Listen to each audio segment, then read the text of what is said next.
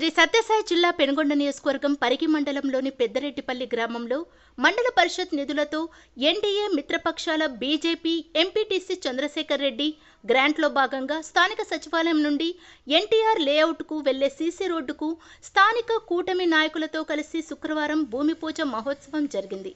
ఈ సందర్భంగా అభివృద్ధితో పాటు పెనుగొండ అసెంబ్లీని ముందుకు తీసుకువెళ్తున్న మంత్రి సవితమ్మకు ధన్యవాదములు తెలియజేశారు.